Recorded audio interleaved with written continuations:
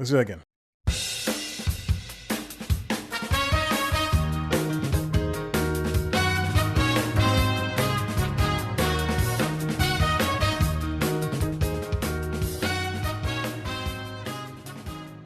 And welcome back to the Constitutionals Podcast. I'm your host, Chad White.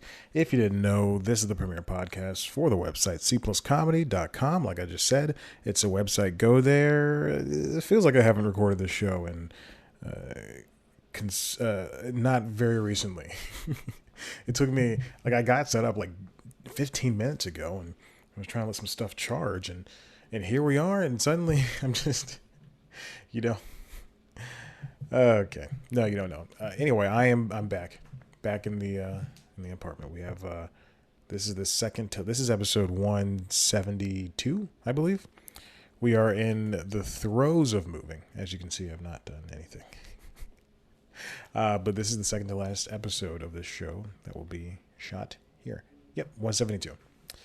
So we will see what comes of the move in 2 weeks. Next weekend. Oh, it's going to be fun. I'm going to move everything out of the office, the bedroom, the kitchen, and the living room, and the bathroom. And then plop it down, not even a tenth of a mile from here. It's going to be glorious.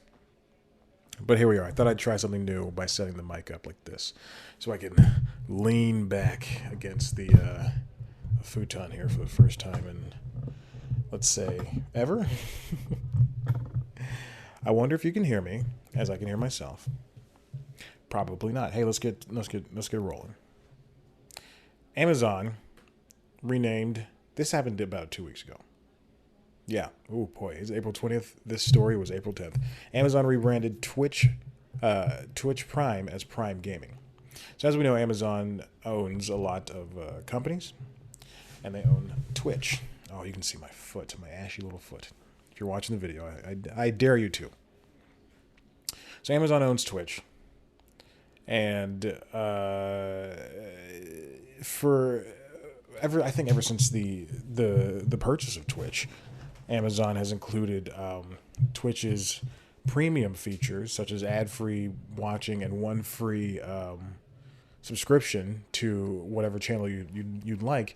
They added to the Amazon Prime offerings, which is great, wonderful system. But now they renamed it as Prime Gaming, and Amazon is trying to make it seem as though all of the company's properties are the same. Not the same, but part of the same family.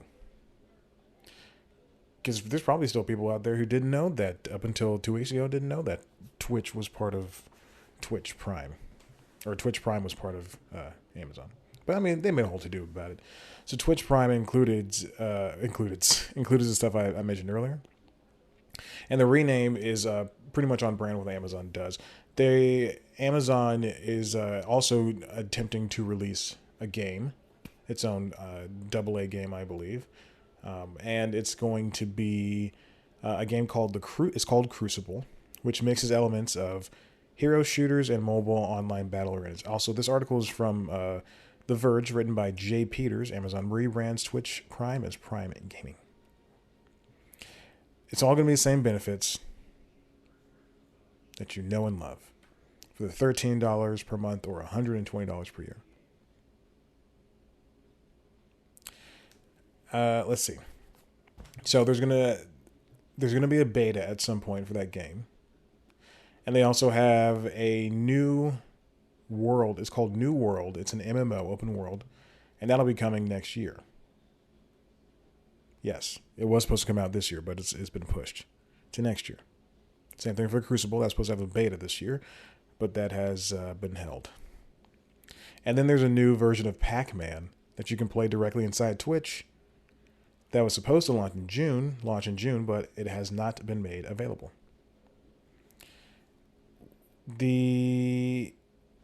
Okay, so there's really nothing else about this, but just the fact that Amazon is really making waves in the gaming arenas.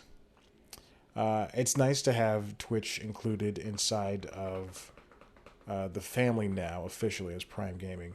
I wonder, though, given how Amazon, how Prime Video, I guess is what they're going to call it, how Prime Video has free things from IMDb TV, and you can watch some internet videos that have been repackaged as short videos for Amazon, for Prime Video. And then they have the channels, and some stuff is free to watch sometimes from Stars or Showtime or HBO. I wonder if they will ever include some Twitch streams, some premium primetime Twitch streams. And I mean, like, Tim the Tap Man and women who show their breasts and white guys who yell. That's all Twitch is. That's all game streaming is. White guys who yell and women who show their breasts but also want to be treated the same as men, as white guys who yell. Oh, God. Hey, let's move on. I just think that'll be an interesting pact for them. Boy, I could put some real energy behind this episode. Let's move on. Like, I think it'd be a cool thing to, just see Moon. I had to think of somebody. Moon is on your Amazon Prime thing, and you don't have to open up a separate app. You can just click on it right there, and that's more eyes to see. Like featured people that have featured people. This next one comes from Variety, written by Rebecca Rubin. Patriot Act with Hasan Minhaj has been canceled over there at Netflix.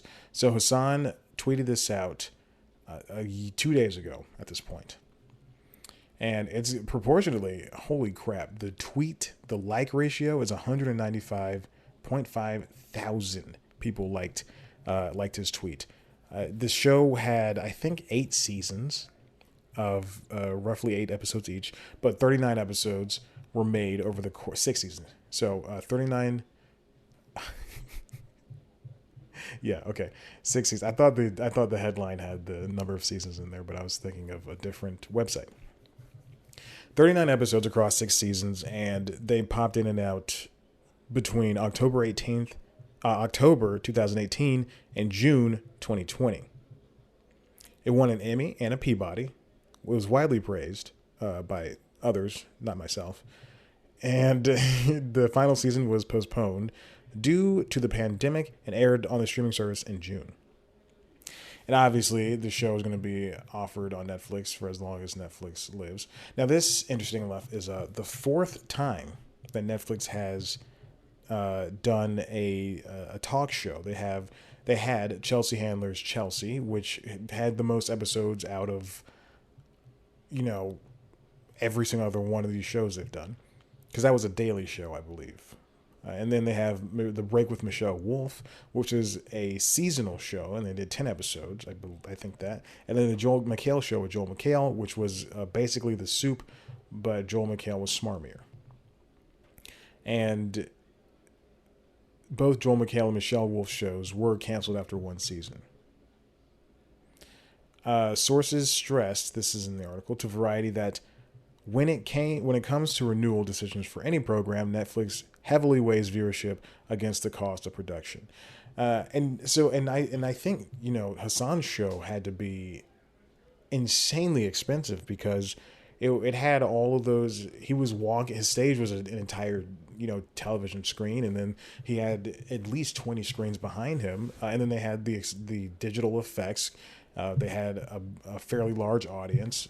And, even if the stage wasn't that big, all those screens are going to cost something, and all the digital effects, paying people to do all that stuff is going to cost something.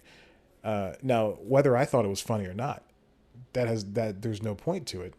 It's just, I truly wonder, because, 200,000 people for a streaming show, Netflix or not, but for a streaming show, for a streaming late night show, has to be a good number for them.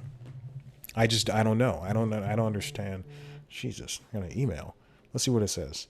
Oh, it's from Chase. Who would it be from? Who else would it be from? Bed Bath and Beyond? No, it's in the promotions folder. I don't get those vibrations.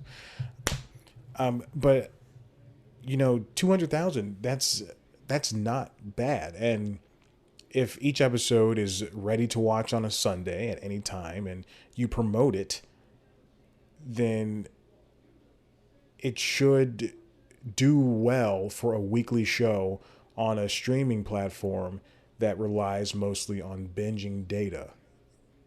That's the main issue here, is that Netflix has trained people to think that television needs to be watched all at once, whereas they have shows like, I think, Jeanette McCurdy's show that was also done in conjunction with let's see, Jeanette McCurdy Now is what. Jeanette McCurdy Dating, Jeanette McCurdy Now, Jeanette McCurdy Height. The show Between, that was done in conjunction with Netflix, ran for 2 seasons, but it did, I think one of the seasons, or both the seasons, it did a weekly release of episodes, and The Break did weekly releases. All of the late night shows for Netflix did weekly releases, but they've trained people to think that watching everything at once is the key. That's why shows like Stranger Things and Ozark and other, white people led shows do so well. It's true. Think of the most popular shows on the service, and it's 90% white led and 90% white casted. And I mean, and so I don't know what they want here. The cost of production, yeah, sure, it's expensive, but for a network that is valued at so much, I think you can fit the bill. And now they're out of the late night game again, and I could definitely see. And I mean, and even this last season, the last 8 episodes, Hassan and his producer made the episodes inside Hassan's home in New York during the pandemic, which was such a good idea, and it was an even better show without the crowd. It was just him in front of a green screen, and it was the same show, just without the crowd clapping after every single word he says. But this show had such a huge audience. Whether it was funny or not, had such a huge audience. It brought in a view that wasn't another white guy. It was Hassan Minhaj doing the work that he did on The Daily Show, but just on his own. And it sucks to see him leave because he's a very handsome guy. No, really, it does suck to see him leave because he's smart and he is a funny guy, even though the show was not that funny. And I blame the writers. And his overperformance with the hands, I would like to see them come back with another late night show, but in the case of in case of Patriot Act and Hassan, I mean, he was just a different voice in the late night game, and now we're only down to Desus and Mero and Lily Singh, who's apparently the only woman in late night, and Sam B. And we're down to just those 3 different shows when it comes to this stuff. I don't know what Netflix wants, but it's obviously not obviously they want 3 million views. Hey, listen, let's go to a break. Right? Yeah. And when we come back, we're going to talk about what in the world is happening over at Comedy Central.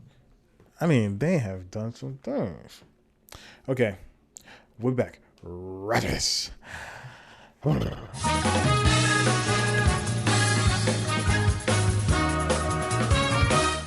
And we're back to the show. Why do I always start these things without me having anything ready? I never think these things through.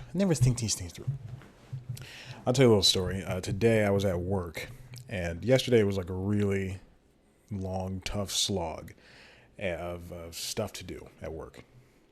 And so today there was nothing, which happens.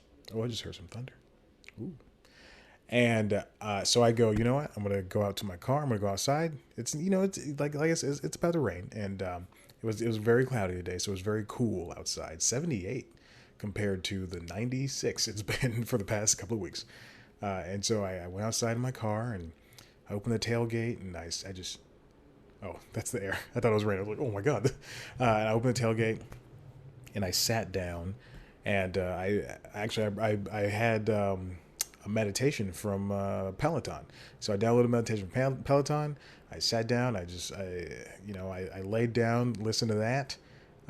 Listened to an episode of the Journal podcast from Wall Street Journal, and I'm just laying there, and then I hear, you know, like the rumblings of a truck, and there's like I open my eyes. I'm in the middle of this meditation, and the rumbling kind of slows down as it's passing by me sitting on the tailgate, and this guy just like he works for the building I work in, and this guy like drives by and he looks at me like slow as if I was doing something wrong, and and then he goes and parks a couple of spaces down. And I'm just thinking, you didn't have, like, I waved at him, because I didn't know what to do, but you didn't have to look. There was no point in looking. I don't understand. See, that's the weird thing about the South is they have to make eye contact with you, and it's just see if you're all right. And it's just, God, it's so disgusting and gross.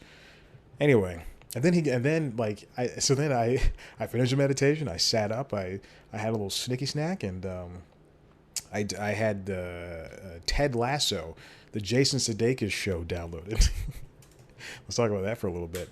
It's a show based off of his character from these State Farm commercials, I think. But it's a funny show. It's a very funny show. I mean, I just watched the pilot, but holy crap! It's he goes to okay. It was Sudeikis first portrayed in a series of promos for NBC Sports' coverage of Premier League, and he's just like a happy-go-lucky guy, coach, and he goes to England to coach this soccer team, and everybody thinks he's going to fail, even the soccer team's owner, and very funny show. I enjoyed my time with it. It still sucks. It's on Apple TV Plus, so I have to watch it on the 11-inch screen. Also, the series was developed by Bill Lawrence, so that's interesting. Funny show.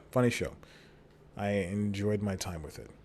Apple TV Plus, it's got some shows that I enjoy. Mythic Quest, I'm on a love-hate relationship with that. Central Park, also love-hate relationship. And then some of the Fraggle Rock stuff, and all the Oprah stuff that they do, and I want to check everything else out. It's just tough to watch because you don't want to sit on an iPad. Although I did hook up the iPad to the television to watch Central Park, the season finale, because it takes me 1,000 years to finish things. Yeah, and they have the Beastie Boys story, and I watched that on the computer, like an idiot. Didn't like it. Oh crap! I just closed the wrong tab. I'm using Notion now to have all of the notes for C+ comedy stuff, because the Google Drive was getting a little bit too hectic. So I just moved not everything. I moved 2 things to Notion. I moved 2 whole things to Notion because I don't know how to figure it out. But if you have an iPhone or an Android thing, another email. Let's see who's emailing me. Google Takeout. YouTube Music, Google Play Music is going away, and YouTube Music is becoming the main focus. And so, what you can do if you use Google Play Music, like me, for some reason, for the YouTube Premium, that's what I use it for, because I watch enough YouTube videos, so I don't want ads. But if you use Google Play Music, there's a transfer tool. You can just click on when you have YouTube Music, and it'll transfer all of your playlists, all of your playlists and songs and albums, most of them, and over to YouTube Music. I say that because a lot of the stuff did not transfer, and I had a lot of Prince and Megan Thee Stallion, and just like a disparate, like Guns N' Roses. It was just disparate bands that weren't, and artists that weren't transferred over. Any Hoosers. So Google Takeout is a tool you can use to transfer all of this stuff that you have in your Google account. So you got your data, you got your email, you can do your music, you can do all that stuff. And I just use it for the music, and so I got all my downloads ready to go. Listen, let's go on. Speaking of Apple TV Plus, this comes from Variety VIP Plus, written by Kevin Tran.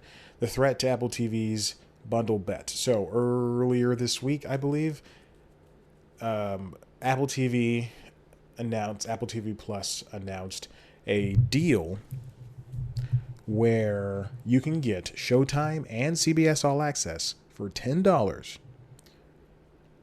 but only if you have Apple TV Plus. So you get all that stuff for $15. That's a great deal if you're in the Apple ecosystem.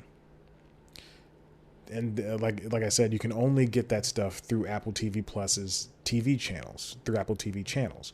So I don't think that you can subscribe to Showtime and CBS All Access via Apple TV Plus channels or Apple TV channels, and then also go to your PlayStation or your Xbox or your Android phone or your laptop and watch Showtime on there. I think you have to use the channels. So CBS All Access and Showtime, Viacom CBS has said that CBS All Access and Showtime are performing well, performing just out of this world, which is fine for them. But Bloomberg also reported that last week, Apple is working on a slew of bundles that would group together Apple services like Apple TV Plus and Apple Music at lower prices. So you would be able to, and obviously we don't know what's going to happen, but they'd have like TV and music and one other thing for a price of, and it would save you money too. So instead of each one of them costing, Apple TV Plus is $5 and Apple Music is $10, and then another thing is $5, you'd be paying that's $20. You'd be paying $15 for the lot of it. Kind of like how Disney Plus does with Hulu, ESPN Plus, and Disney Plus, or Disney Plus and Hulu, ESPN Plus. With any bundle offering, Apple TV Plus should initially see accelerated uptake. Oh yeah, okay. Amazon Prime is a bundle that does that. But at the same time, the bundle strategy, specifically Apple's multi-tiered intra-Apple devices service strategy, internally dubbed Apple One, and that's what they're calling it, has a potential to further complicate the Apple TV Plus consumer pitch, which would be counterproductive to accelerating growth. And I understand people want to save the money and have, all of these. But at some point, it does become confusing. The Apple TV Plus layout is extremely difficult to, Kevin talks about this in this article. He is very correct. It is hard to go on to Apple TV Plus and find a show that you want to look at. I clicked on the Stars app by accident. So, yeah, I watched Late Night with Seth Meyers, and I watched, The Simpsons on Disney Plus. But what is the only show I watch on Disney Plus, except for that and Encore? But how would I get, if Central Park wasn't here, how would I get to it? You have to go to channels. You have to click on Apple TV Plus, and then you scroll. You have to scroll down and find whatever you want. But there are ad buttons, but that really does nothing. It doesn't have a watch list. There's nothing that you're able to. It's not easy to get through. That's what I'm saying. So Apple isn't really making a case to have Apple One and then have this other bundle. If you're going to bundle in Apple TV Plus with other things, then you're spreading yourself a little bit thin. It's kind of like, and now that I'm saying this out loud, it's kind of like oh God, what is that thing? Spotify. It's kind of like Spotify. Spotify has Like if you have Sprint, then you can get Spotify and Hulu with for like $12 a month. If you have some other thing, you can just get Spotify for half off. If there's different ways to get Spotify, but there's not one singular way to do it the right way. Listen, let's take an unprecedented third break. When we come back, we'll talk about the last two things on the list that I needed to talk about. Oh, hold on. I got to do this.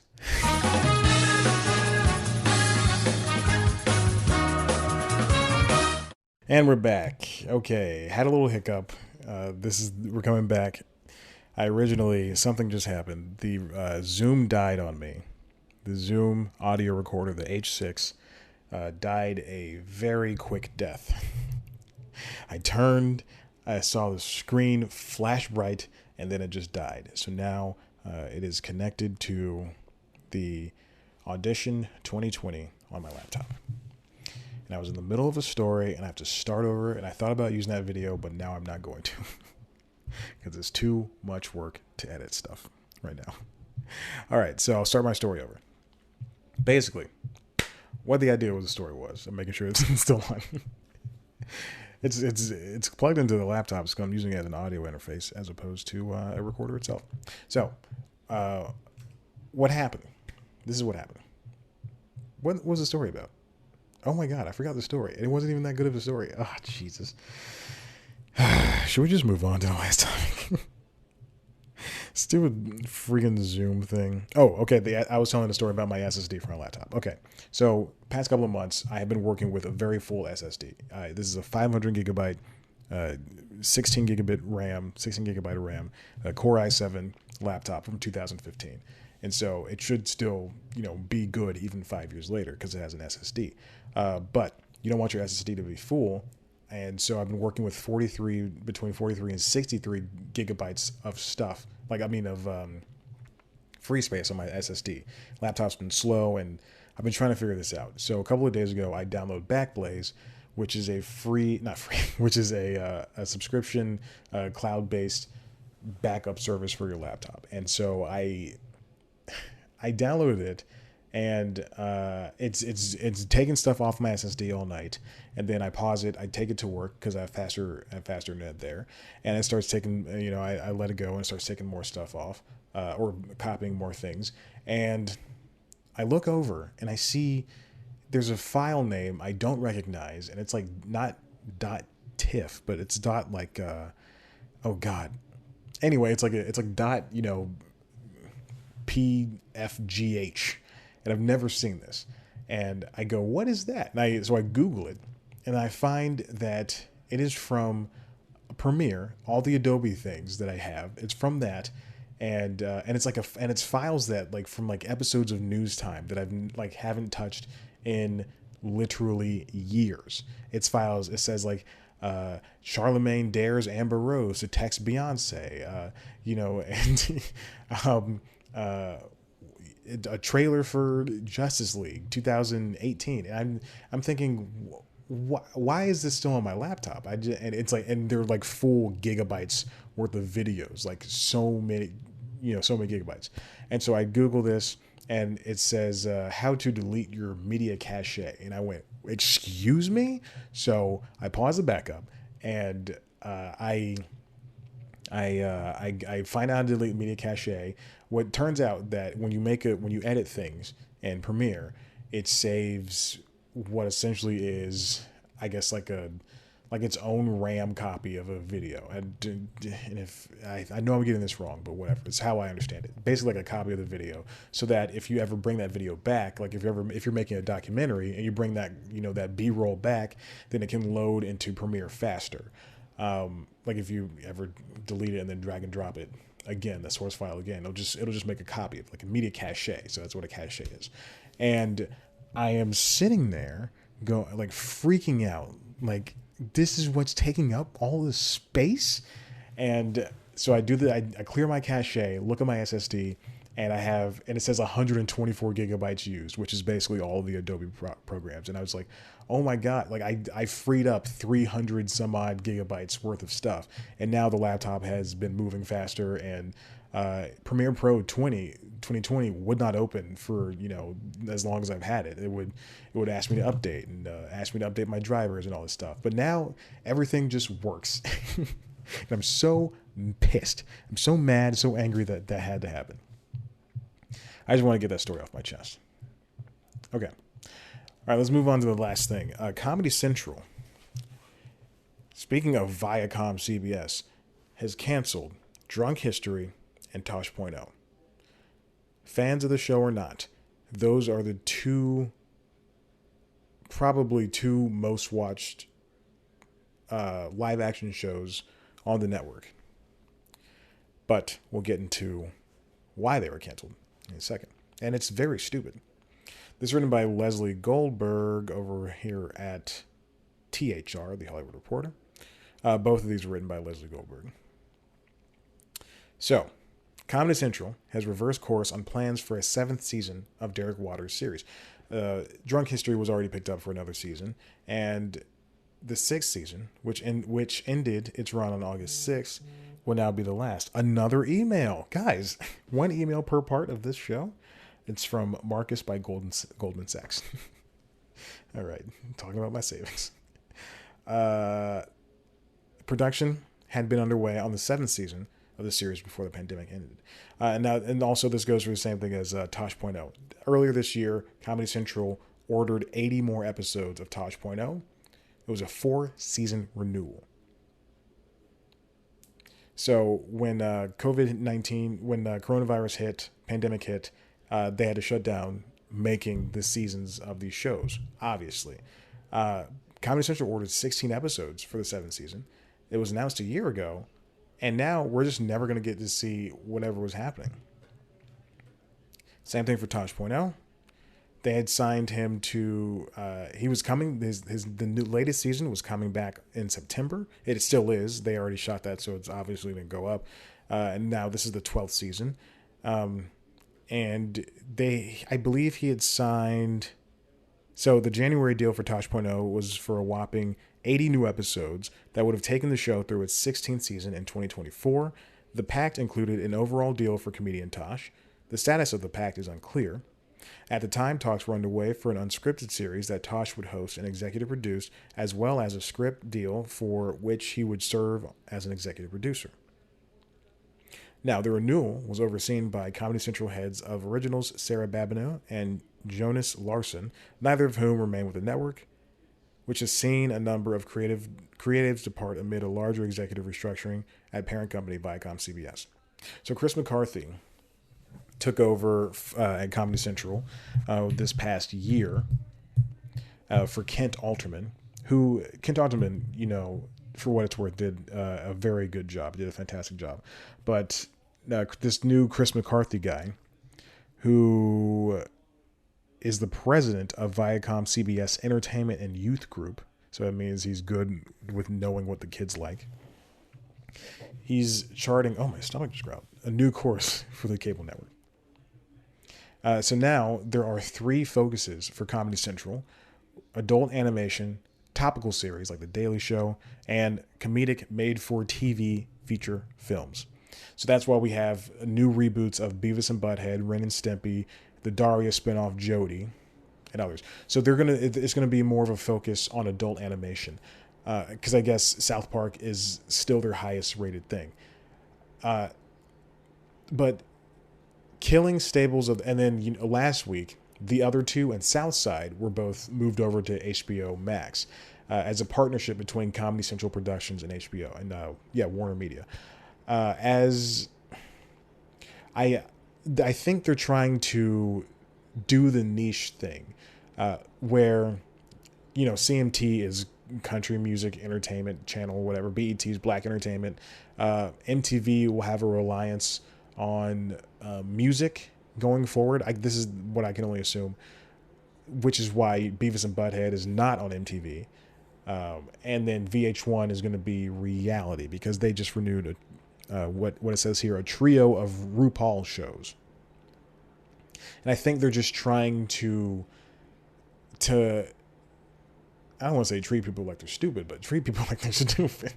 Treat TV Land as all the reruns of old shows, and which is why they don't have original shows on there anymore.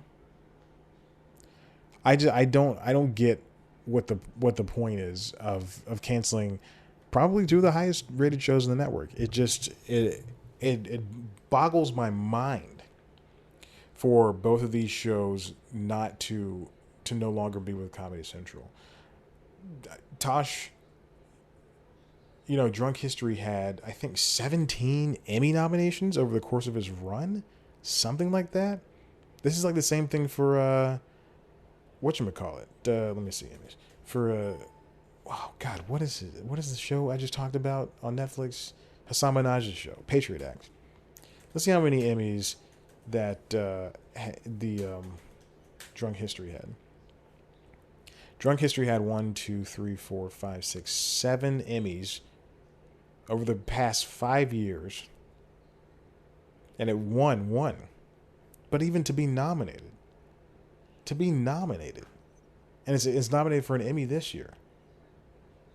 Viacom, I don't know. I truly don't know what's going on over there. I mean, they want to have the streaming platform that's as big as Amazon and Netflix and Hulu, but then they push everything that they own onto those networks, because licensing will get them more money than having people subscribe to their supposedly exploding CBS All Access, exploding upward trajectory in audiences numbers. I don't know. I don't think this is a good idea. I don't think this is a good idea at all.